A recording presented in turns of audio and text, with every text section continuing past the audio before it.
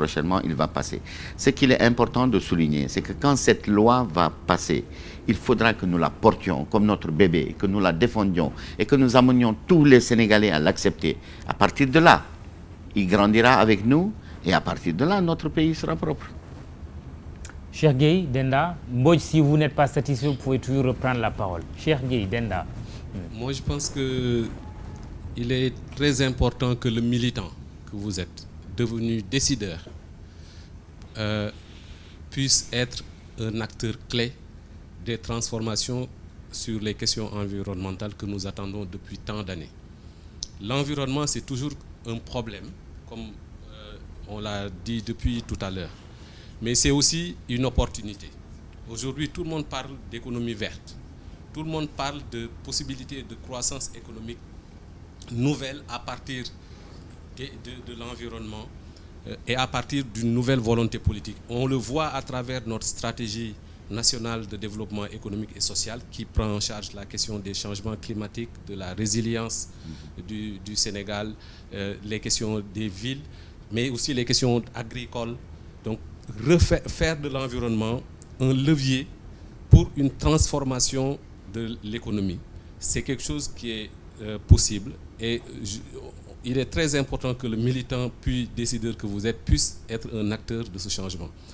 Un autre élément qui me paraît important, c'est j'étais à Rio avec le président de la République et d'autres acteurs sur les questions de développement durable. Et il avait émis dans son discours un concept qui nous paraissait très important. C'est le concept de gouvernance environnementale ou bien de gouvernance verte.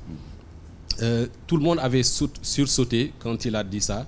Et depuis lors, moi, j'attends de voir dans quelle mesure cette gouvernance verte se traduit de manière transversale dans les politiques économiques et sociales au Sénégal.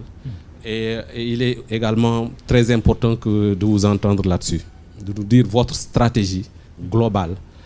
Puisque tout à l'heure, on parlait d'environnement dans le domaine de la santé, dans le domaine et dans plusieurs autres domaines. Il est important de voir quelle est la stratégie de l'État de manière transversale. Très bien. Merci, Cheikh Gueye. Question qui recoupe aussi celle de Mamadou Mbodj tout à l'heure. Votre stratégie, il vous a titillé un peu. Le militant de l'environnement que vous êtes devenu décideur, est-ce que vous avez une marge de manœuvre? Est-ce que vous arrivez effectivement à influer sur les choses pour faire avancer justement les choses? Oui, bien sûr, nous avons une marge de manœuvre puisque portée par tout le gouvernement, donc dans toute sa solidarité. Je ne pense pas que le problème vienne de là. Le problème, je crois qu'il vient du fait que, en tout cas en matière environnementale, je tiens à préciser que, et je le répète vraiment à qui veut l'entendre, nous avions un bateau qui devait atteindre son port et qui était en train de couler en chemin. La priorité pour moi, c'était d'éteindre les feux de brousse. Nous sommes passés en 2011 de 5 millions d'hectares brûlés à 3 millions d'hectares brûlés en 2012. Et nous sommes arrivés en avril. Donc 2 millions d'hectares éteints. Le centre de suivi écologique estime à 27 milliards de francs CFA les pertes dues aux feux de brousse. Et je ne parle pas des pertes agricoles, des pertes de l'élevage, de la dégradation des sols, de la salinisation, de l'écosystème qui disparaît puisque toutes ces forêts, ces jeunes pousses, outre le fait qu'ils enrichissent le sol par leur matière compostale quand l'eau de pluie tombe dessus, nourrissent le bétail et amènent les pluies. Donc, nous sommes en train de gérer les urgences en même temps que nous avançons sur une politique environnementale d'un développement durable. Nous travaillons à cela. Nous travaillons avec des partenaires, avec des ONG, avec ENDA, avec d'autres ONG. Et je suis sûr qu'ensemble, nous pouvons y arriver. La politique du ministère de l'Environnement prend en compte l'économie verte, les emplois verts. Le discours du président, pour moi, était révolutionnaire. D'ailleurs, juste après, n'oubliez pas qu'on a changé le Conseil économique et social en Conseil économique, social et environnemental. Nous travaillons à transformer les ASC en ASCE, donc associations sportives, culturelles et environnementales, pour les amener à s'impliquer. Nous travaillons à un gros projet qui est en train d'être mis en place parce qu'avec les pôles de région, donc si on prend les régions nord qui sont semi-désertiques sont différentes des régions sud qui sont semi-forestières, je ne dis plus forestières malheureusement parce qu'elles sont agressées, hein, qui sont différentes des régions du littoral, et qui ont d'autres préoccupations écologiques qui sont différentes du bassin arachidier. Donc ces grands 4 pôles de région, nous travaillons à avoir des rencontres avec les élus locaux, avec l'administration territoriale et avec le ministère de l'Environnement pour échanger. Donc la politique du ministère de l'Environnement, les préoccupations de ces collectivités, et ensemble nous allons mettre en place une charte qui va nous lier. Et de ces 4 chartes vont émerger la charte qui va conduire la politique du ministère de l'Environnement. Mais nous voulons le faire de manière participative avec les élus locaux. Et ça avance bien. Donc nous travaillons aussi à la bourse verte. Nous travaillons sur toutes ces questions. Et vraiment, j'invite tous les acteurs que vous êtes à venir apporter votre pierre à ce travail, parce que c'est ensemble que nous allons y arriver. Oui, mais à côté de la méthode ensemble, la méthode participative, autrement dit, il y a aussi des sanctions, monsieur le ministre. Dans d'autres pays, il existe ce qu'on appelle la sanction de pollueur-payeur. Pourquoi il n'est pas possible de le mettre en application et rigoureusement au Sénégal pour décourager ces gens-là qui polluent? Qui vous dit elle est appliquée? Donnez-nous des exemples d'application de cette mesure. Une mine extractive qui a enseveli une forêt, qui a reçu une amende de 157 millions. Je vous donne tous les problèmes que j'ai avec les exploitants, où le gré à gré est passé de 1000 francs à 2500 francs, où maintenant on n'a plus le droit, même quand on saisit un camion, de le vendre aux fraudeurs, mais on le vend à un autre exploitant. Où je vous donne l'exemple où le gré à gré sur la vente du bois saisi n'existe plus, c'est des ventes aux enchères publiques.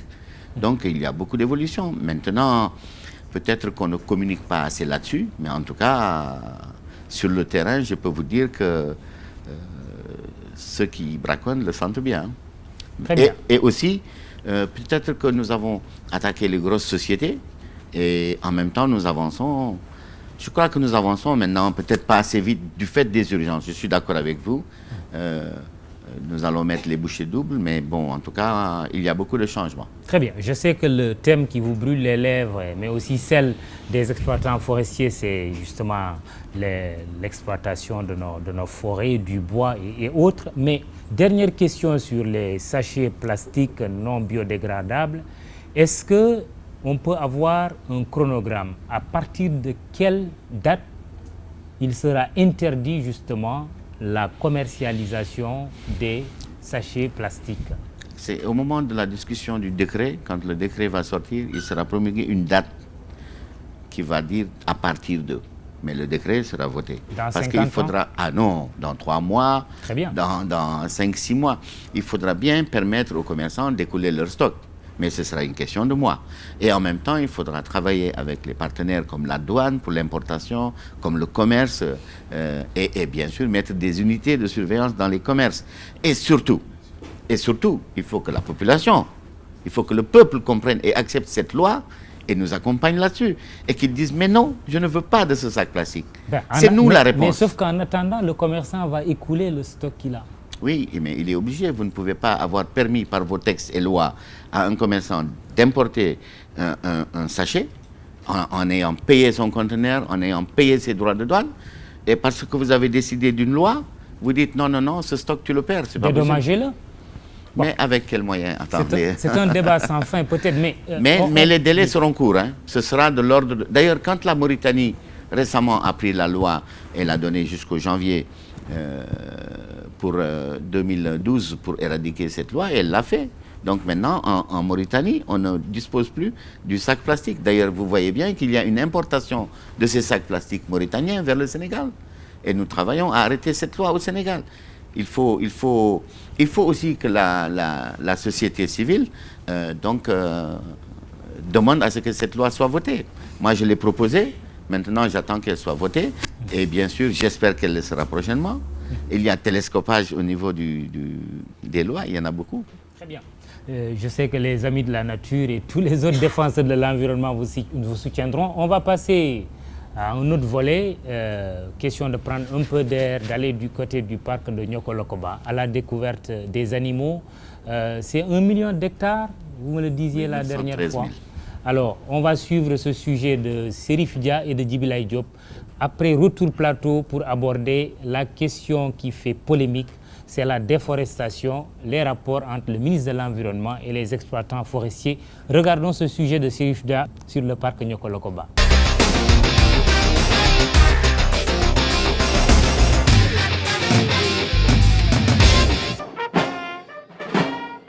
Macky Sall enfile ses habits d'écologiste pour venir sauver le parc national de Niokolo-Koba ce samedi matin. Il devient du coup le deuxième président de la République à visiter cette plus grande aire protégée du Sénégal. Seul Senghor l'avait fait avant lui.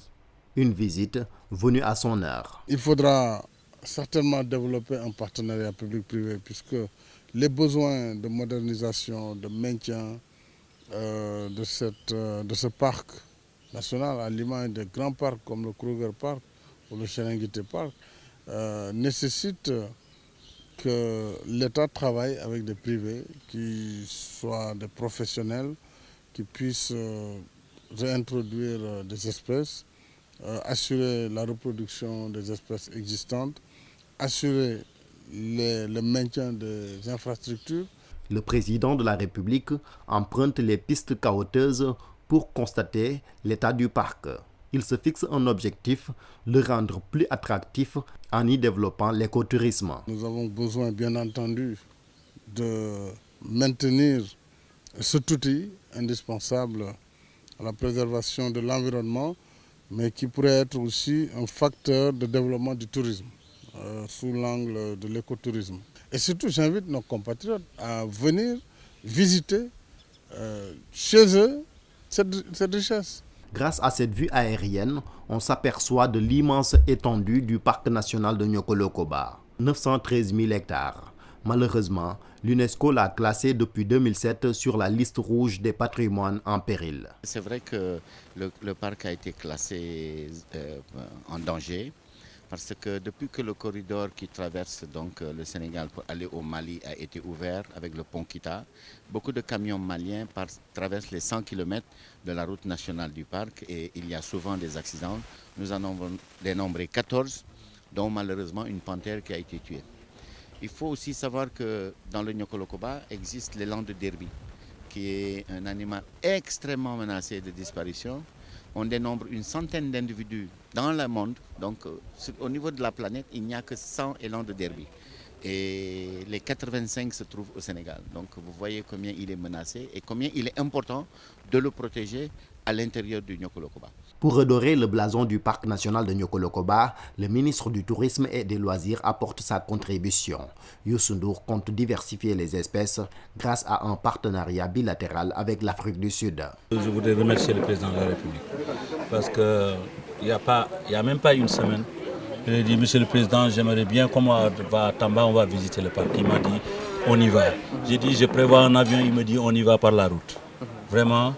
Là, c'est une manière de nous encourager, d'encourager le ministre Ali Haïdar et moi-même. D'abord, je pense que le ministre Haïdar a tout un plan qui travaille avec aussi d'autres pays comme l'Afrique du Sud, le Kenya, l'Australie et autres. Donc je m'en réjouis. Là, je vais en Afrique du Sud. Je dois rencontrer mon homologue sud-africain avec qui nous allons parler de repeuplement, d'appuyer aussi ce qui est en train d'être fait avec le ministre Haïdar. De Simenti à la mare de Weini, en passant par le campement du Lion, le cortège présidentiel a parcouru des centaines de kilomètres. Au bout de 3 heures, la visite se termine sur une note d'espoir, espoir de sauver enfin cette diversité biologique. Retour plateau après ce sujet de Chérif Dia sur le parc Niokolo-Koba. Monsieur le ministre, le parc Niokolo-Koba, un patrimoine à préserver. Quelle est la politique en direction de ce parc, mais aussi de l'ensemble des parcs nationaux? Bon, déjà vraiment, il serait bien que le public sénégalais soutienne ces parcs et les visite. Nous avons le parc du Djoudj où dans 16 000 hectares, nous avons la troisième réserve d'oiseaux au monde, d'oiseaux migrateurs. Le Niokolo-Koba, 70% des forêts galeries du Sénégal sont dans le Niokolo-Koba, qui fait 1 million d'hectares à peu près. Donc, Les urgences dans le Niokolo-Koba, bien sûr, c'était de limiter les vitesses dans ce corridor qui est traversé par les camions miniers et les camions maliens, parce qu'ils gagnent 200 km en traversant par le pont de Kita, donc Tambacounda, le Niokolo. Nous avons mis 20 dodanes. Le parc était envahi, les mares d'eau du parc étaient envahies par des plantes épineuses qui empêchaient l'accès de la mare d'eau aux animaux. Donc nous avons éradiqué. Ça fait 30 ans que les scientifiques dénoncent cela de manière violente. Et depuis 2 mois, il n'y a plus cette plante envahissante parce qu'avec une centaine de villageois, avec des caterpillars, nous l'avons enlevée et nous avons même introduit une herbe très appétée, le bourgou, pour repeupler cet espace-là, de la mare cimentière et des différentes mares. Donc le Niokolo-Koba, c'est malheureusement aussi le braconnage. Nous avons instruit un système qui est très performant puisque nous sommes à une trentaine de braconniers arrêtés aujourd'hui. En 1 an, on a arrêté plus de braconniers qu'en 10 ans dans le Niokolo-Koba. Pourquoi? Parce que nous avons donné une prime aux gardes, une prime de 100 000 francs, en leur disant voilà, c'est très difficile de loger une semaine dans le Niokolo-Koba, dans la brousse sous la pluie, mais vous avez une prime, exactement à l'image de ce joueur qui marque un but. Donc si vous attrapez un braconnier à l'intérieur du parc avec son fusil et son gibier, vous avez une prime de 100 000. Et on est à une de braconniers arrêtés avec les fusils. Donc pour nous, il y a aussi l'importation de 10 éléphants qui vont venir du Burkina très prochainement. Nous attendons les Africains du Sud le 14 août prochain. Quand ils vont venir, nous allons négocier sur le transfert, la capture, parce que c'est très compliqué d'attraper des éléphants. Il faut attraper toute la famille. Il faut les déplacer par camion depuis le Burkina jusqu'au Niokolo-Koba. Et nous recevons cette délégation le 14 août. J'ai bon espoir que très prochainement, le Niokolo-Koba va quitter la liste des parcs menacés pour rentrer dans la liste du patrimoine mondial de l'humanité. Alors, il y a aussi le parc de Hann ici à Dakar. Vous y faites un tour, surtout du côté du lac. C'est une puanteur qui vous repousse. C'est un parc presque abandonné. Oui. Qu'est-ce que vous êtes en train de faire concrètement? Le parc de Hann est un peu victime de son succès. Vraiment, il y a énormément d'élèves, qui viennent pique-niquer là. Nous avons l'association des amis du parc qui, derrière eux, essaie de nettoyer. Mais il est victime de son succès. Il y a trop de visiteurs. Malheureusement, c'est l'éternel problème que je disais tout à l'heure.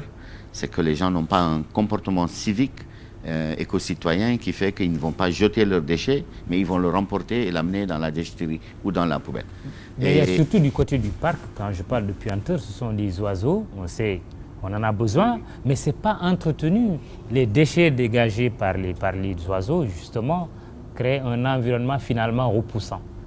Tout à fait. Pourtant c'est une richesse. Malheureusement, c'est comme ça. C'est les animaux sauvages. Si vous allez sur l'île des Madeleines, c'est pareil, parce que le guéno, qui est donc ce que défèquent les oiseaux, est très fort comme odeur. Voilà, mais c'est comme ça. Alors, la déforestation, mais je salue quand même l'arrivée sur ce plateau de Mamali Conté, géographe, journaliste, ancien volontaire des Nations Unies, de Papizia aussi, rédacteur en chef chargé des questions environnementales de TFM. Nous avons justement des exploitants forestiers ici, l'Union des coopératives des exploitants forestiers. On va leur donner la parole, monsieur le ministre, parce qu'ils ont beaucoup de choses à vous dire. La parole à vous. Ah, monsieur le député, merci d'être venu. wolof nag laa mën a wax. waaw waxal. kon maa ngi leen di nuyu ñi fi teew ñëpp di ñaan ñi fi niñ ko teewee ni mu rafet yàlla nañ ko dellu teewee xaat beneen yoon. di ñaanal it borom kër gi yàlla yàlla defal ko jàmm ñi fiy liggéey yàlla defal leen jàmm defal leen sutura li may wax ci wàllu man àll bi laa maîtriser ci wàllu àll bi ci exploitant forestier moom laa maîtriser li ma ci maîtriser mos naa ko wax assemblée nationale ndax booba dafa am ay député yu jóg di wax ne dañuy yàq àll bi gorkat yi ci àll bi dañuy yàq àll bi dañuy def lii dañuy def laa te loolu niñ ko waxee amut bu fekkee ne exploitant forestier technicien yi ñu leen booleen ñu nekk ci àll bi li ñu leen wan ñu liggéey ko ci lañ xem àll bi du yàqu day xaaru dinañ ci liggéey suñu doom liggéey ci suñuy sët liggéey ci man 1981 laa commencé exploitant forestier ñaari camion laa jot a liggéey ci at boobu deuxième année bi ma def ñaari camion 83 laa bokk ci coopérative exploitant forestier Kaffrine Ndoukoumane. coopérative Kaffrine Ndoukoumane. bon booba ba léegi àll bi nga xam ne moom lañu doon exploité ci Koungheul ak li ko wër tey mun nañ faa génnewaat lu ëpp lañ fa génne woon bi mu nekkee nga xam ne kenn laalagu ko ndax fépp foo xam ne nii gor nga fa benn gajju rat day sax ñeent wala juróom te yooyu day màgg ci liggéeyin ba la xaaju nu mu rafetee te techniciens yi dañuy tere garab yi nga xam ne yëpp dañ koy tere mooy lu jëm ci wen duñ ko nangu ku ko gor wen bu tooy duñ nangu ku gor dimb bu tooy wen bu wow moom la ñuy gor di ko def matt di ko indi fii ci Dakar dimb bu wow moom la ñuy gor di ko indi fii ci Dakar mais li ci des yëpp ñoom dañ koy tere wan la ne garab gii dañ koy tere dañ koo tere. Très bien. ba tax na loolu moo waral bi nga xam ne politique bi ma gis Ali Aïdara di def ci wàllu googu li mooy tere nga xam ne moom la bëgg nit ñi di ko liggéey àll bi suñ ko defee ànd ci loolu ñun ñëpp ñu exploitants yi ñu ànd ci loolu dinañ ci jëriñu suñuy doom jëriñu ci suñuy sët jëriñu ci àll bi. jërëjëf monsieur le député. monsieur le ministre ci wolof d'abord tontu bi lan moo la joteel ak exploitant forestier yi tontu d'abord ci wolof mais aussi une réponse en français. Bon, en réalité man awma problème ak exploitant yi franchement parce que bi ma ñëwee dama dem gis ci tali bi ay camion matt ak ay camion këriñ yu bëri ma compté ñu bind ko yëpp ak seeni numéro ma compté 34 camions matt ak lu toll ni 40 camions këriñ bi ma taxawee ci poste Kaffrine 2 heures du matin ma gis commandant bi gis livre de bord bi ma compté ni minuit ba minuit 50 camions këriñ moo fa jaar ak lu toll noonu ci camion matt bon ma yónni service yi ni leen léegi dama bëgg ngeen dem ci poste Kaffrine ngeen compteel ma janvier février mars ñaata camion këriñ ak ñaata camion matt moo fa jàll ñu ñëw ne ma 1560 camions de bois jaar nañ fi ci ñetti weer ak 2580 camions de charbon jaar nañ fi ci ñetti weer biñ ma joxee chiffres yooyu tamit ñu jox ma ay chiffres yu ma xaw a jaaxal ñu ne ma 60% de ces permis de ces camions yu jaar ci poste boobu ay permis yu gratuit la ñu amoon bon ma gis ni pour man loolu du benn exploitation durable parce que quota annuel d'exploitation de charbon 700 000 quintaux la muy 1 400 000 sacs ma ni naka la ñuy jàllalee 2500 camions yi nga xam ni bu ci nekk dafa yore 400 sacs muy donc 1 million de sacs ci ñetti weer ba pare ne quota bi 1 400 000 sacs la waaye camion yooyu ñu ngi ko circuler ak ay quota de 2008 2009 2010 2011 ci prétexte que quota yooyu at yooyu jeexul woon ma ne mais lii ay naxaate la ñetti weer rek indi nañ 1 million de camions 1 million de sacs ba pare ñu ne quota bi jeexul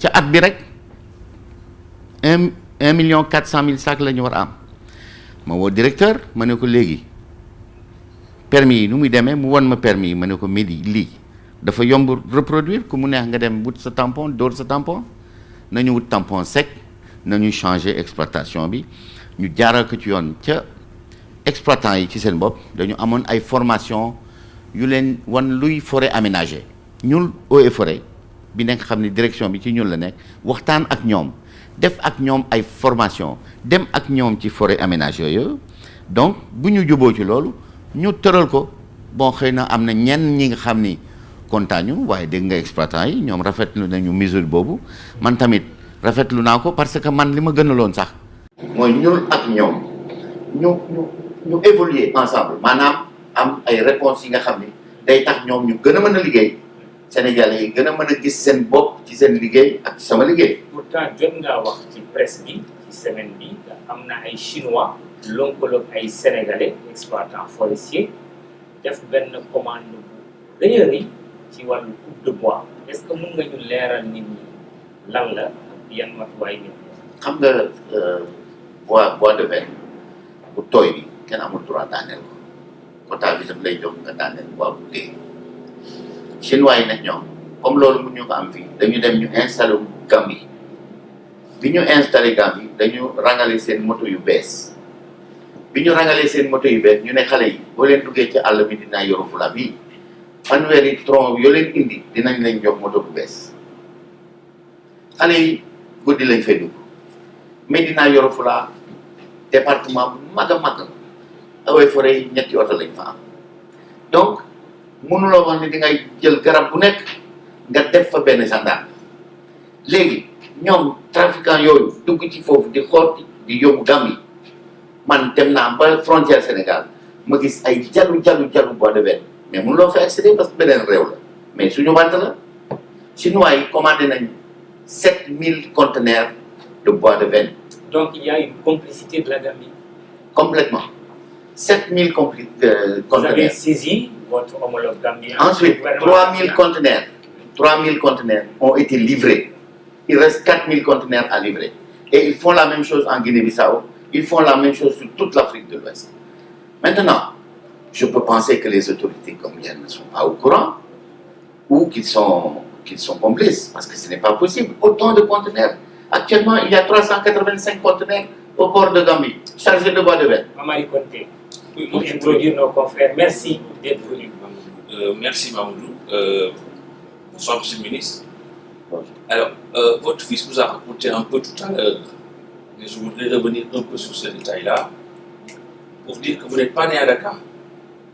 Et si je vous disais Louga, la mer, l'océanium de Dakar, est-ce que vous pouvez raconter l'autre Aliaïla? Bon, c'est vrai, je suis né à Louga, je suis un Niamour. Mais très vite, à l'âge de 5 ans, on est à la rue 13, en Golbès, il y a une cœur Salakazé, dans le Médina Tilem, marché Tilem la Magué, et Gueule-Tapé. Donc, quand j'ai grandi à la Gueule-Tapé avec mon ami Alpha Kadam, qui est toujours mon ami, qui est toujours là, on se connaît depuis qu'on est enfant, j'ai appris et j'ai découvert la mer avec les pêcheurs sénégalais.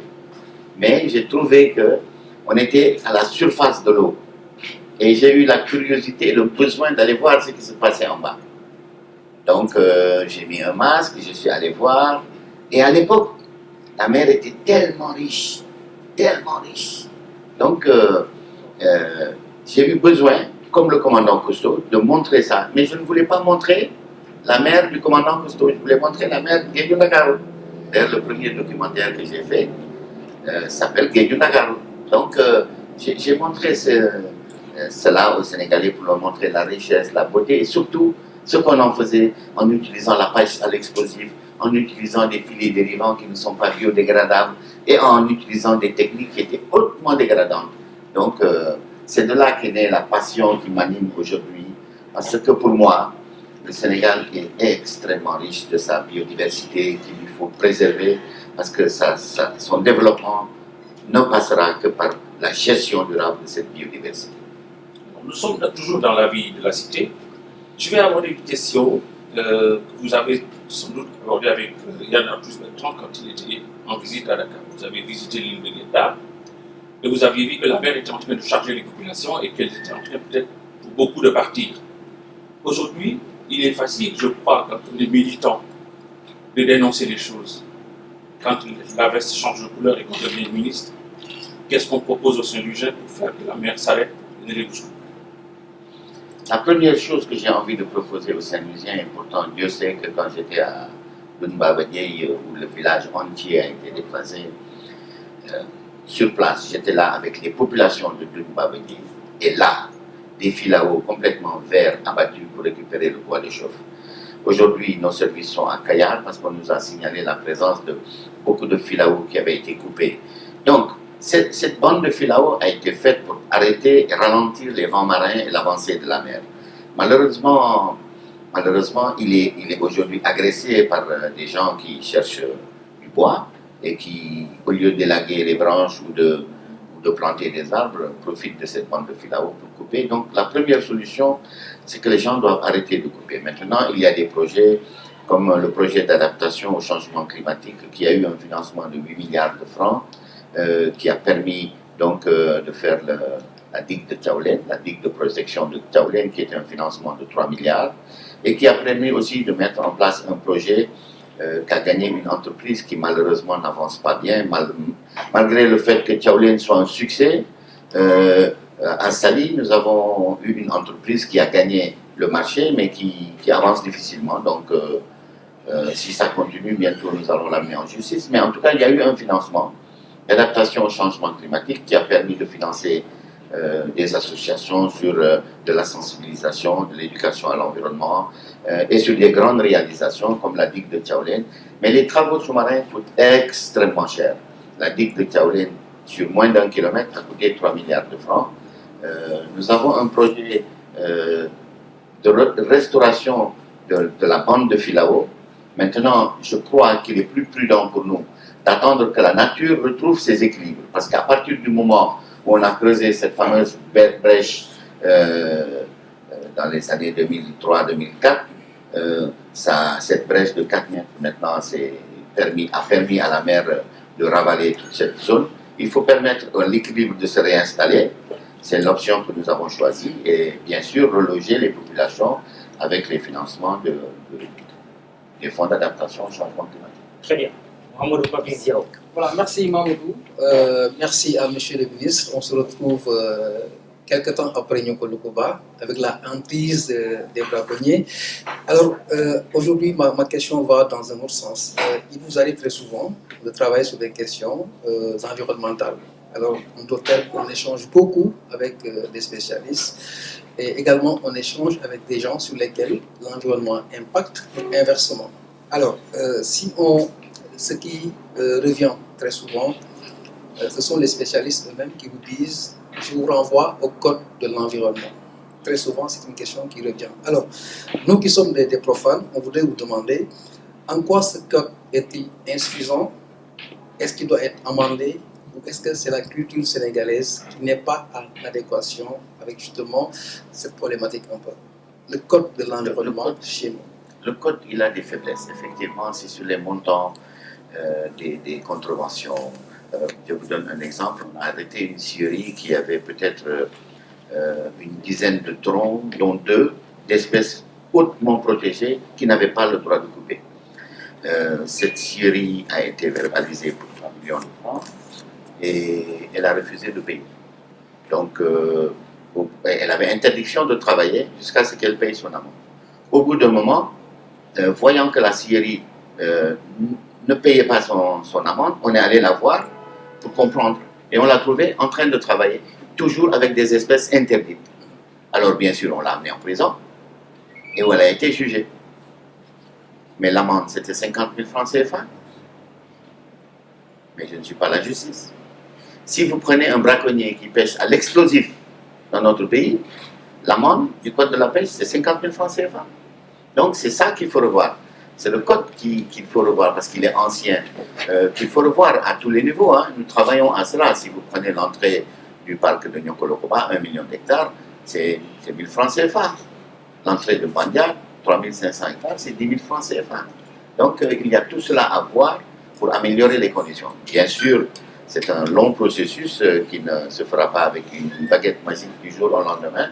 Je crois qu'à partir du moment où nous avons installé une dynamique positive de gestion durable, en partenariat avec les exploitants, avec les professionnels, les ONG, à partir de ce moment-là, il devient possible d'apporter une réponse à toutes ces questions.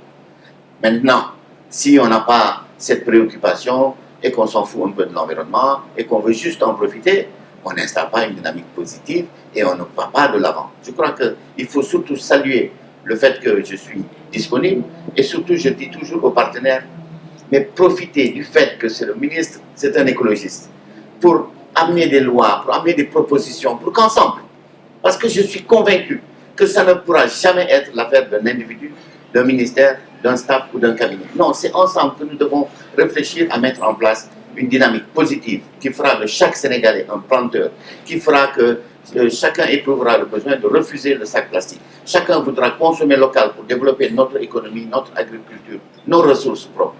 C'est comme ça qu'on va y arriver. Dans vos réponses, vous aviez parlé de Mbobos qui était une bombe écologique. Je disais également que personne ne souhaite en tout cas cohabiter avec une bombe qui peut exploser à tout instant. C'était pour savoir qu'est-ce qui a été fait ou qu'est-ce qui se fait concrètement pour désamorcer cette bombe, puisque c'en est une. Ce qui me renforce dans cette idée, c'est que nous avons été amenés à avoir besoin de la zone dans le cadre de nos émissions qui traitaient un peu des questions d'ordure au Sénégal. Quand il fallait faire le tournage, on nous a suggéré de nous faire accompagner par des agents de sécurité ou de se faire accompagner par la gendarmerie elle-même, au risque de se faire agresser sur la zone. C'est bizarre, c'est insolite. En plus de la bombe, il y a des agresseurs. Il y a des agresseurs. C'est comme si c'était leur souveraineté à eux. Ils ont le droit d'accepter ou de refuser que des gens travaillent, des Sénégalais, des citoyens qui travaillent sur des questions qui engagent les populations. C'est quoi votre réponse? Bon, je pense que si vous allez dans tous les dépotoirs du monde, c'est la même chose, parce que c'est des zones un peu, hélas, des zones de non-droit où des gens donc s'installent pour exploiter les déchets.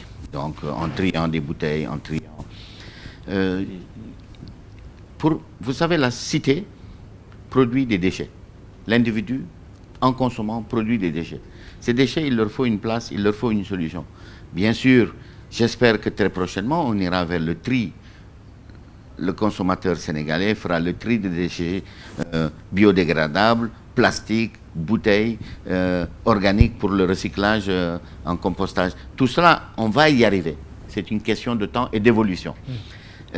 Pour la réponse sur Mbobos même, pour trouver un autre Mbobos, il faut une localité. Nous sommes en train de négocier avec les collectivités. La question de la gestion des déchets est une compétence transférée vers les collectivités locales. Je crois que la Banque mondiale a un grand financement pour récupérer le méthane, parce qu'il est question de beaucoup de méthane qui s'échappe dans l'atmosphère et qui contribue d'ailleurs au réchauffement climatique, pour récupérer le méthane et en faire des centrales pour produire de l'électricité et restaurer cet endroit. Mais encore faut-il que les collectivités locales, vous avez vu ce qui s'est passé ces dernières années à Sindia, où les populations ont refusé qu'on leur transfère le dépotoir.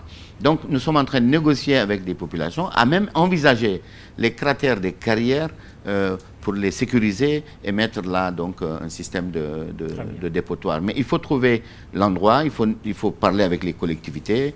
Et je crois qu'on avance sur cette question assez bien. Mamali Konté, dernière question. Monsieur le ministre, il y a une question qui me tient beaucoup à cœur, et je le sais, c'est Gorée et la gestion de ces ordures. Vous connaissez, vous avez visité les fonds, et le reste des ordures est rejeté sur la baie d'Anne. Y a-t-il une solution pour Gorée et la baie d'Anne, monsieur le ministre? Hélas, hélas. Vous savez, c'est Mbao, Rufisque, Petit Mbao, Thiaroye, tout le monde dépose sur la berge ses déchets. Et au moment des grandes marées, les vagues viennent lécher la plage et amener ces déchets qui flottent dans l'océan. Je suis sûr que tout le monde est conscient que c'est un vrai problème. Gorée a installé un incinérateur qui malheureusement est insuffisant du fait de la masse de déchets qu'ils sont obligés de gérer, mais du fait justement encore de son succès. Ça nous ramène au même problème du parc de Anne, qui est régulièrement visité par 3000 élèves environ. Donc il y a tellement de visiteurs à Gorée qui génèrent tellement de poubelles que l'incinérateur ne suffit pas et ça finit dans la mer. C'est une préoccupation à laquelle il faudra trouver une solution. Pour le moment, elle ne vient pas comme ça. J'espère qu'un jour, elle s'offrira à nous. Vous êtes impuissant. Pour le moment, en réalité, sur ces questions, je suis persuadé que c'est le comportement citoyen qui sera la solution. Parce que le citoyen lambda devra comprendre qu'il devra avoir des gestes responsables, de ne pas jeter le mousse par terre, de ne pas le prendre, d'avoir un comportement responsable vis-à-vis de son quartier, vis-à-vis de sa maison. Comme vous vous souvenez de cette époque où nos mamans balayaient le devant de la maison et tamisaient le sable. Ça n'existe plus, pourtant c'était tellement magnifique. Alors, dernière question du public, vraiment très rapidement, chacun a 30 secondes et monsieur le ministre va répondre puisque nous sommes au terme de cette émission. Maud, allez-y et donnez le micro après à votre suivant. Je reviens parce qu'il y a une autre bombe en dehors de la bombe de Mbobos. L'orpaillage dans la région naturelle du Sénégal oriental. Vous allez à Bantako, vous allez à Tomboronkoto. Je crois qu'il y a un problème qui se pose là-bas. Et l'État du Sénégal a le devoir de trouver des solutions. Très bien. On a coupé tous les arbres. Et il y a même maintenant des conflits. Il y a eu des morts récemment. Mais le plus grave, c'est que l'or qu'il lave avec le mercure, il est déversé dans le fleuve. Le fleuve qui passe à Mako. Les populations sont en train de linger, de laver leurs ustensiles. Et c'est ce même fleuve qui va dans le Niokolo, où peut-être les éléphants que vous allez amener du Burkina vont boire cette eau. Donc l'eau est polluée. Tout le monde est en danger. Je crois qu'il faudrait que l'État du Sénégal essaie d'aller vers cette zone et de trouver des solutions. Très bien. Professeur Ndiaye. Moi, ma question, c'était par rapport au développement durable et aux entreprises. Monsieur le ministre, qu'est-ce que dans votre département vous faites par rapport à la responsabilité sociétale des entreprises? Parce que la responsabilité sociétale des entreprises étant la réponse de ces entreprises au développement durable, est-ce qu'au sein de votre ministère, il y a une politique visant à mieux responsabiliser les entreprises dans ce domaine? Merci. Merci. Je m'appelle Maguette Fall. Oui. Je suis le président de l'Association pour la défense de l'environnement et des consommateurs. Oui.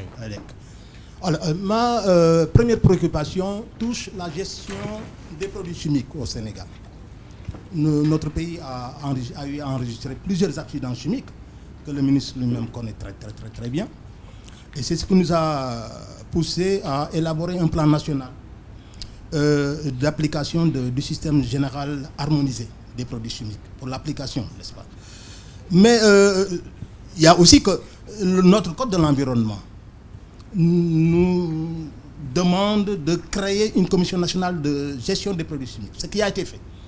Mais, monsieur le ministre, malheureusement, nous avons l'impression que le département de l'environnement ne prête pas beaucoup attention à cette commission nationale de gestion des produits chimiques. Qu'est-ce que vous envisagez de faire? Très bien. Okay. Dernier intervenant ici, oui, c'est lui, et puis après les étudiants, oui. On termine par là, et puis une étudiante pour finir. Oui. Voilà, donc, bonsoir messieurs. Oui. Monsieur le ministre, bonsoir. Oui, bonsoir. Nous, exploitants de l'UNICEF, nous avons seulement quelques préoccupations par rapport à ce qui a été dit ici. Nous profitons de l'occasion quand même pour poser des questions. Oui. Voilà, depuis qu'il y a eu des problèmes, monsieur le ministre ne nous a pas reçus, on n'a pas discuté des problèmes de l'exploitation avec lui. Je ne dirais pas que c'est l'occasion, mais oui, j'en profite quand même. Oui. Ensuite, je vais rajouter par rapport à ce qu'il a dit sur la quantité excessive oui, qui a été transportée par rapport aux quotas prévus. Très bien. C'est vrai, mais les permis gratuits ne concernaient pas le charbon de bois. Ils concernaient uniquement le bois artisanal et le bois de chauffe. Posez la question parce qu'on est au terme de cette émission. Et ensuite, oui, c'est justement parce qu'ils ont instauré l'acquittance, le quintal étant moins cher dans la partie illégale que les gens ont été obligés, ayant les difficultés d'exploiter dans les zones autorisées, les gens se sont retournés vers le quintal facile. Très bien. Parce que le quintal en zone normale vous revient à 3 500 francs oui, et le quintal en zone interdite vous revient à 2 500. Merci. Malheureusement, on ne peut pas développer davantage. Merci. Oui, le micro à vous. Oui, là, c'est le tout dernier à intervenir ici. Posez la question directement. La question, c'est notre cadre de vie. On ne peut pas parler d'environnement sans parler de cadre de vie. Ouais. Obama doit venir au Sénégal. Tout a été nettoyé, les rues ont été fluides, tout était clean. Obama est parti, l'anarchie gagne du terrain. À qui la faute? Merci. Dernière intervenante ici. Merci, M. Khan. Merci, oui, monsieur le ministre. Je pense que être avec le ministre de l'Environnement sans lui poser une question relative à la gestion des ressources halieutiques serait une grande erreur. Parce que lui-même, il a été initiateur de pas mal de projets en ce sens. Oui. Alors, monsieur le ministre, que pouvons-nous attendre du ministre de l'Environnement que vous êtes par rapport à la gestion des ressources halieutiques? Tout à l'heure, vous avez souligné sur l'élément que beaucoup d'espèces ont disparu. Très bien. Deuxièmement, c'est la question de la zone de technopole, puisque c'est une zone qui joue un rôle très important par rapport au site de repos d'oiseaux et d'autres espèces, mais également une zone de captage pour les inondations.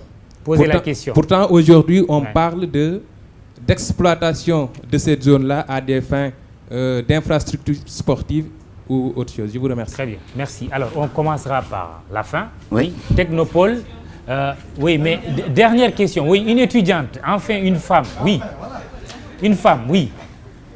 Merci, M. Kane. Merci, Monsieur le ministre. Ma question est axée au sous-secteur des combustibles domestiques. Parce que dans le contexte sénégalais, 85% de la consommation finale en termes d'énergie vient de la biomasse énergétique, notamment le combustible, le charbon de bois et le bois de chauffe. Il est vrai que l'État a pris des efforts, notamment les différentes lettres de politique du sous-secteur des combustibles domestiques qui ont été initiées et d'importants arrêtés ministériels. Mais malgré tout cela, les problèmes persistent. Maintenant, je voudrais savoir quelle est la stratégie globale du ministère de l'Environnement et du Développement durable pour permettre aux populations de satisfaire leurs besoins énergétiques tout en préservant la forêt. Merci. Merci. Bravo. Monsieur le ministre. Merci. Je commencerai par la fin et saluer la pertinence de la question. Parce que cet après-midi, j'ai tenu une réunion avec des Norvégiens qui avaient inventé un fourneau. Je crois que vous connaissez aussi tous le fourneau. Vous avez 3 minutes pour répondre à toutes ces questions. De M. Gueye. Et ces deux fourneaux utilisent des pellets. Les pellets sont fabriqués à partir du TIFA qui nous envahit. Le TIFA étant une ressource disponible, et les pellets peuvent être fabriqués aussi à partir des résidus du bois des exploitants ou de résidus du bois de scierie ou même de paille de riz ou même d'herbe. Donc je salue aussi le monsieur qui a posé la question sur Technopole. Je suis sûr que ça doit être un militant de NCD parce qu'ils sont très présents sur le Technopole. Ils font des décomptes d'oiseaux. Et nous avons un projet avec les zones humides. Nous avons un projet de faire de cet endroit un espace de vie pour la banlieue. C'est vrai qu'il y a un projet d'arène nationale et qui, à mon sens, va aller plus vers, en tout cas, nous travaillons à cela, vers Diamniadio que vers le Technopole. Donc, il n'y aura plus d'arène nationale sur le Technopole. Nous travaillons à le déplacer. Je ne suis pas le président. Très bien. Il a la souveraineté de ses décisions. Très bien. J'espère que les lutteurs avec le coup de poing ne vont pas venir. Oui. Sur les ressources halieutiques, nous travaillons avec le ministère, mon collègue Pape Diouf, parce que nous avons 5 priorités. Éradiquer la pêche à l'explosif et en bouteille. Nous faisons des descentes régulièrement avec le DSPS, donc Direction de la protection et de la surveillance de la pêche, et l'unité d'urgence environnementale. Nous avons des résultats. Nous voulons éradiquer aussi le monofilament en nylon qui est interdit par le code de la pêche mais qui est utilisé. Nous voulons amener les pêcheurs en discutant avec eux et en leur donnant d'ailleurs, c'est une nouveauté, les pêcheurs vont avoir des quotas d'exploitation de bois parce que les pirogues sont fabriquées à partir du bois. Nous travaillons aussi avec eux pour la sensibilisation, l'éducation, parce que il est anormal que des espèces de poissons dans leur période de ponte, comme le cymbium, continuent à être pêchés. Je trouve que ce n'est pas une gestion durable. Je suis entièrement d'accord avec vous que dans le cadre de vie, nous avons des soucis qu'il nous faut améliorer, mais je crois que tout le monde est unanime pour dire que la mairie de Dakar est en train de paver les rues pour diminuer le taux de sable dans les déchets. Avec elle, nous avons mis à disposition 9000 cocotiers, et je rappelle que nous avons 90 000 cocotiers qui vont être distribués, et notamment le lancement, c'est le 4 août dans la ville de Fatick, où nous allons planter dans toute l'allée d'entrée, de sortie et de la gouvernance. Donc je pense que nous allons y arriver, il faut laisser autant. L'exploitation de l'UNICEF, je salue sa question.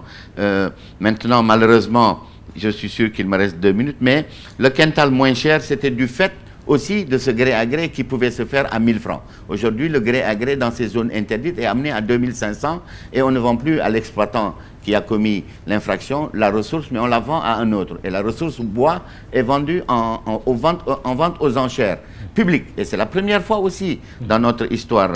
Donc, que je n'ai pas reçu les exploitants, je les ai reçus plusieurs fois. Maintenant, à un moment, j'ai été attaqué par eux et j'ai dit que ce serait un signal de faiblesse qu'au moment de ces attaques, que je vous reçoive. Donc, et je vous ai dit, je l'ai dit à tous ceux qui m'ont interpellé, que je veux bien dialoguer dès demain matin, mais je ne peux pas dialoguer sous la pression de vos attaques médiatiques. Je ne flancherai jamais sur ce point-là. Donc, je suis un allié à vous.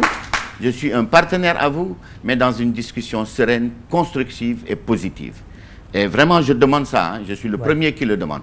Donc, sur la RSE, Je suis d'accord qu'il y a énormément... Responsabilité sociale de l'entreprise. Voilà, il y a énormément Il y a aussi une question d'avancées. avec les industries chimiques. Là. Oui, consommateur et sur le mercure.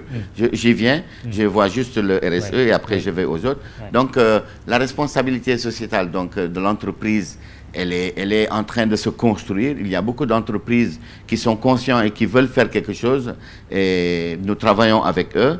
Il y a le mercure qui envahit les nappes phréatiques, c'est vrai. Que moi j'étais à Ouagadougou il y a un mois, qu'à Tenkonto, on a une équipe actuellement qui est là-bas, parce que c'est vrai que le mercure entre frauduleusement. Ce n'est pas du fait des grandes compagnies qui n'ont pas intérêt, parce qu'ils stockent le mercure qui s'évapore et qui est détruit par le soleil. Le problème, ce sont les petits exploitants qui coupent les arbres pour sécuriser leur galerie et qui lavent l'or avec du mercure qui entre frauduleusement.